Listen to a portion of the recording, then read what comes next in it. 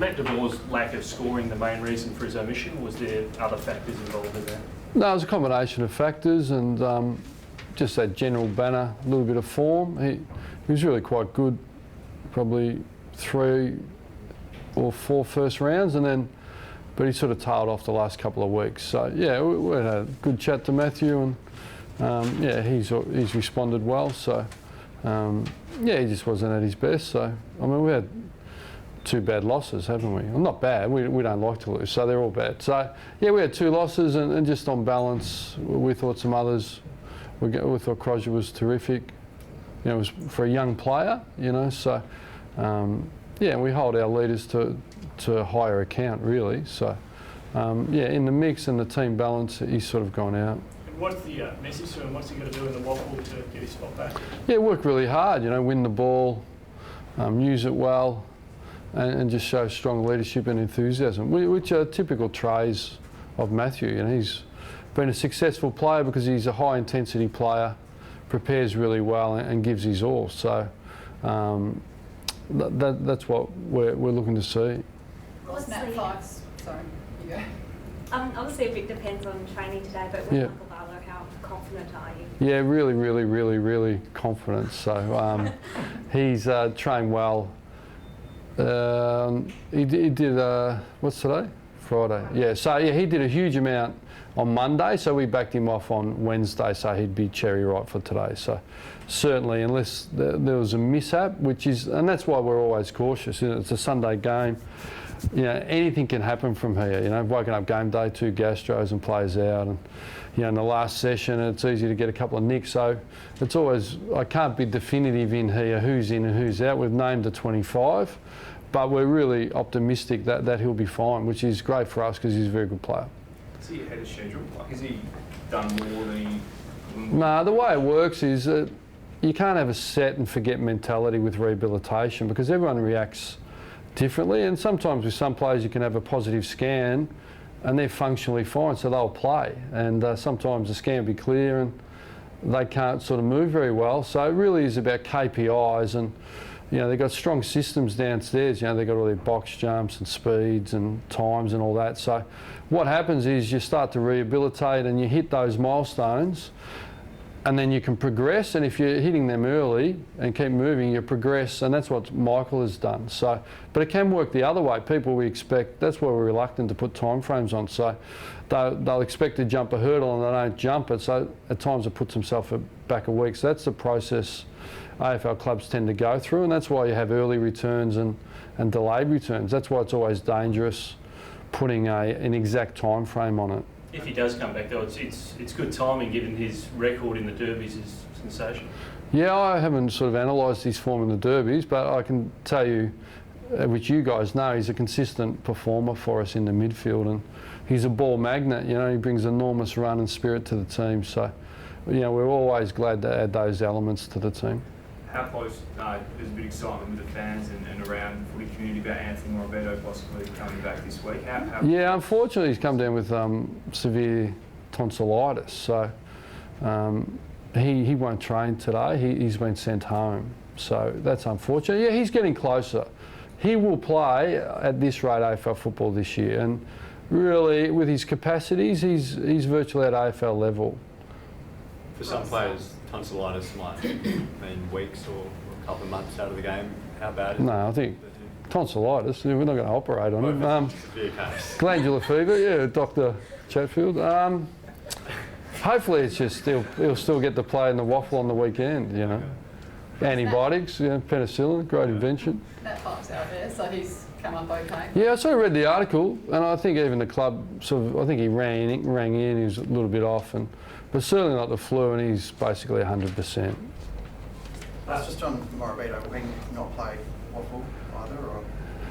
Can I use the line? I feel like I answered that. I said he's likely to probably still play waffle, yeah, but I do mumble a bit, so that's okay. Was he in line for an AFL return without the sickness this week? No, he was in the mix, but yeah, we didn't have to make that decision, so I can't put a definitive on it. You know, he was crook over the last couple of days, so maybe the stress of the tribunal got him, I don't know.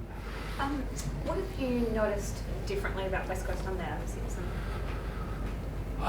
Really good question. We played.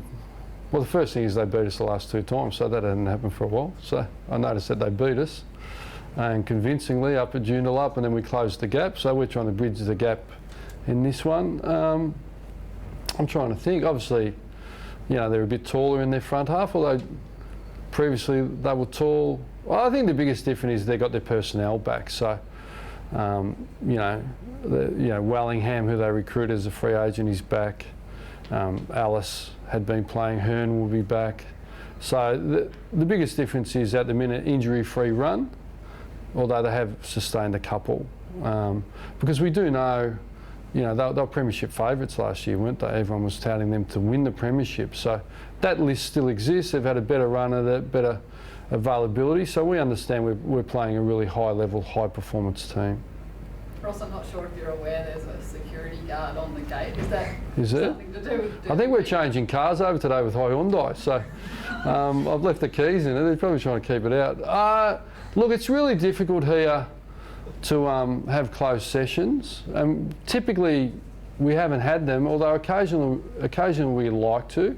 So it's probably just a bit of theatre because it's a derby, and so the general public can come in, but what we do, we advertise it as a closed session. So what happens is opposition scouts tend to turn up, and when you identify them, you're in a position where you can say, look, we will respect your environment, and we can then ask them to leave. So, it's pretty hard ground to lock down, but yeah, it's just a slight shift. Are you more mindful of that in Derby week, that West Coast? It's just a bit of theatre, really.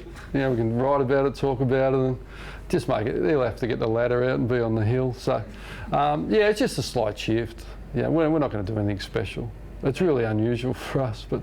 Will you do that for other games? I think we'll just keep it for the Derby. I reckon. They got a picture. We're just trying to get some equality. They can lock us out of Patterson Stadium, so unfair advantage, So. Huh? Have they got a picture of Nick Natanui at the gate and Adam Simpson deny entry?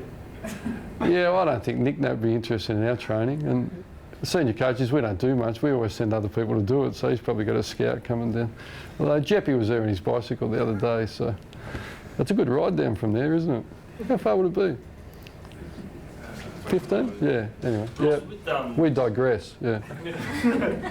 With Shannon Hearn coming back for the Eagles, will you consider tagging him? Or We've sort of put a defensive forward on him in the past.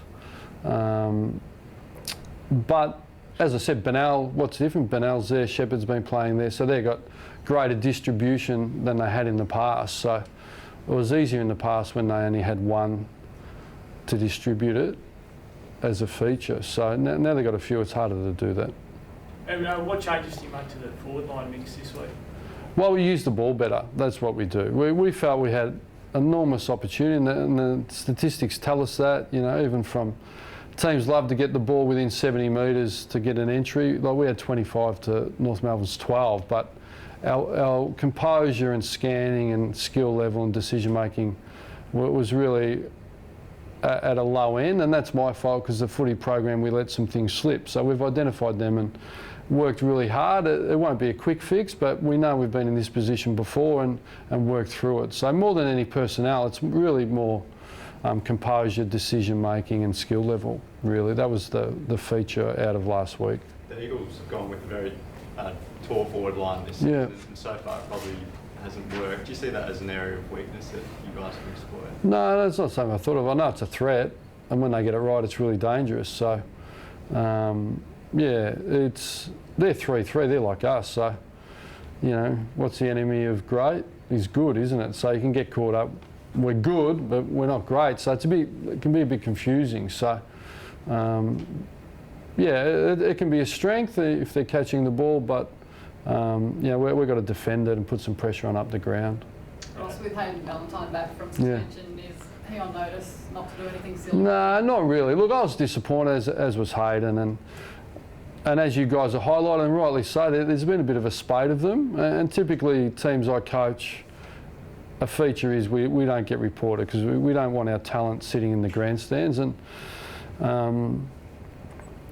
Hayden's acknowledged that, and he plays on the edge, but he just spoke about, I'm no good to you up there, and he would have been significant. So I don't want Hayden to change too much. But when his aggression is chasing and that, the ball. He's a pretty special little player for us, but he lost his way a little bit. And yeah, there's no last notice, but as a group, we've identified it at the waffle, and they've been low end sort of thing.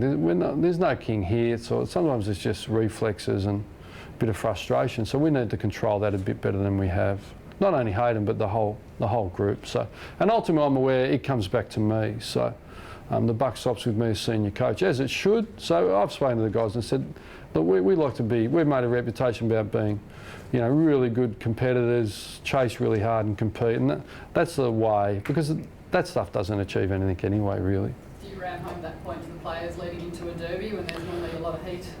That's a good point. No, I haven't, but on the back of that, I might. I might, So again, we'd like to channel our energy into winning the ball and the ball carrier. So I'd be disappointed probably, and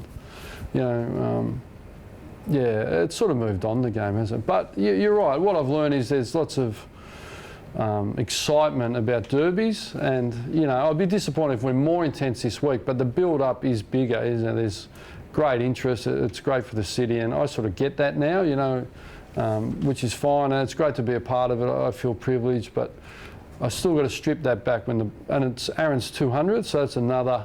So we'll acknowledge that pre-game, acknowledge it's a derby, but when the ball's bounce, we really need to do what we do and focus on our role and our effort. And that sort of helps get them through. Do you miss the joint press conference with John Warsaw? Yeah, I was pining away last night. I rang John and said, mate, can we have one? So, no, do you guys? Yeah, real awesome. No, they're pretty mundane, weren't they? Yeah. Thank you. Thank you.